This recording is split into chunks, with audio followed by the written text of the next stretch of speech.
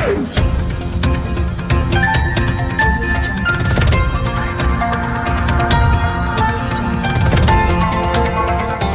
देख रहे हैं मगरा न्यूज राजस्थान, खबरें सबसे तेज।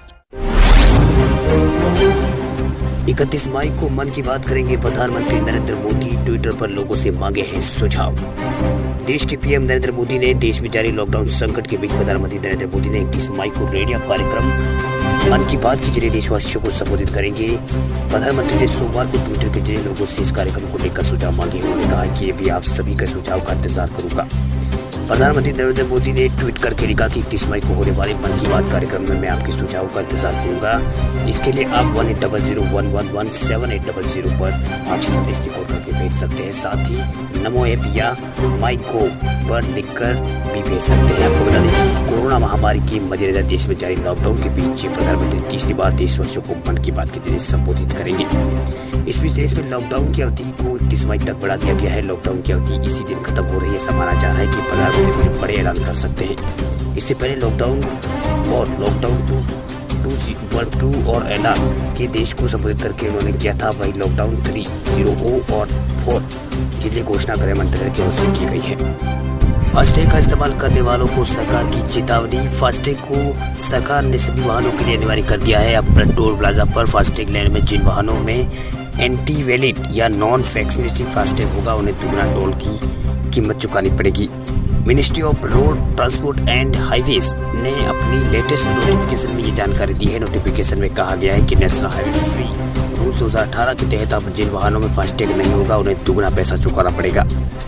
आपको बता दें कि 1 दिसंबर 2019 से फास्टैग या इलेक्ट्रॉनिक टोल कलेक्शन प्रभाव में आया था। इस प्रोग्राम का मकसद है टोल प्लाजा पर कैशलेस पेमेंट के जरिए टोल प्लाजा पर नॉन स्टॉप वाहनों की आवाजाही और ट्रैफिक को कम करना।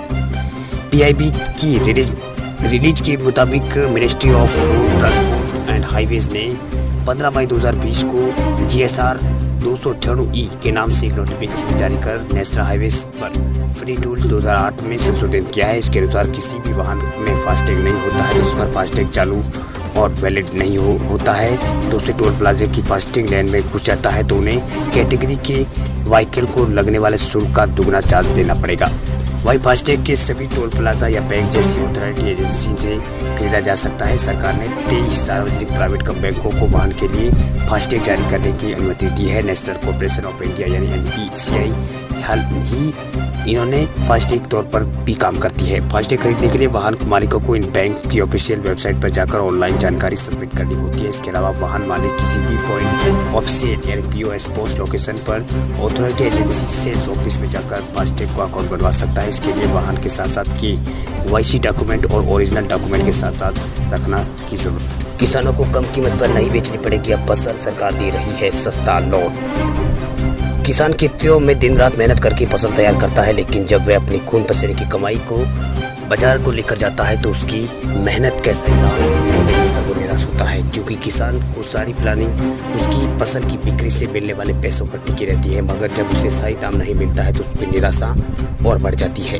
किसानों की इस तरह की समस्या से परेशान न हो इसके लिए सरकार समय समय पर नई योजना और राहत के ऐलान करती रहती है।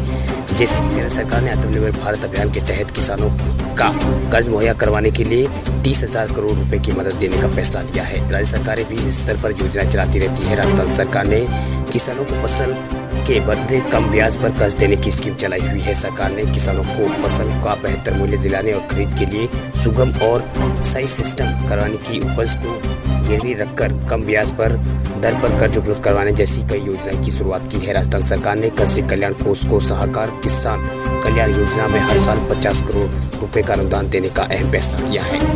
इससे किसानों को अब अपनी उपज को रहने रखकर मात्र 3 रुपए फीसदी ब्याज दर पर कर्ज मिल सकेगा। आमतौर पर बाजार में फसल आने के समय जैसे भाव कम होते हैं, लेकिन अपनी ज़रूरतों का पूरा करने के लिए बैंक या सहकारी समितियों के लिए कर्ज चुकाने के लिए किसानों को कम दाम में ही फसल बेचने पर मजबूर हो जाते हैं। लेकिन अगर किसान फसल नहीं बेचे तो अपने जरूरी काम को पूरा करने के लिए साहूकार या बिचौलियों के पास अपनी फसल गिरवे रखकर उच्च ब्याज दरों पर कर्ज लेना पड़ता था। इन हालातों से बचकर किसानों को फौरन पैसा की जरूरत को पूर्ण करने की मदद से राजस्थान सरकार ने सहकारी किसान कल्याण योजना में हर साल 50 करोड़ रुपए का अनुदान दिया जाए। राहुल गांधी ने पीएम मोदी का जताया आभार। नरेगा के लिए दिए थे 40,000 करोड़ रुपए। लॉकडाउन से प्रभावित मजदूरों और गरीब किसानों के लिए केंद्र की मोदी सरकार ने 20 लाख करोड़ रुपए को आर्थिक पैकेज की घोषणा की थी। इसके बाद वित्त मंत्री 4 दिन लगातार पैकेज के बारे में विस्तार से देश की जनता को बताया, जिसमें नरेगा में रोजगार बढ़ाने के लिए सरकार ने 40,000 करोड़ रुपए की घोषणा भी शामिल थी। इस घोषणा के लिए कांग्रेस के पूर्व अध्यक्ष राहुल गांधी ने प्रधानमंत्री मोदी का आभार जताया है।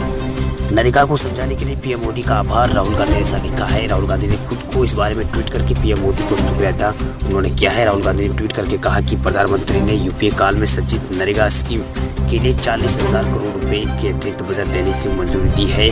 वहीं नरेगा की दुर्दशा को समझने से उससे बढ़ावा देने के लिए हम उनके प्रति आभार व्यक्त करते हैं। वहीं आपको बता दें कि रविवार को वित्त मंत्री सीतारमण ने आत्मनिर्भर भारत अभियान के तहत बताया कि नरेगा वार्षिक बजट अनुमान 61,000 करोड़ रुपए का ज्यादा है। कुल मिलाकर अब केंद्रीय ग्रामीण विकास मंत्रालय की बजट को बढ़ाकर लगभग 1.95 करोड़ रुपए हो गया।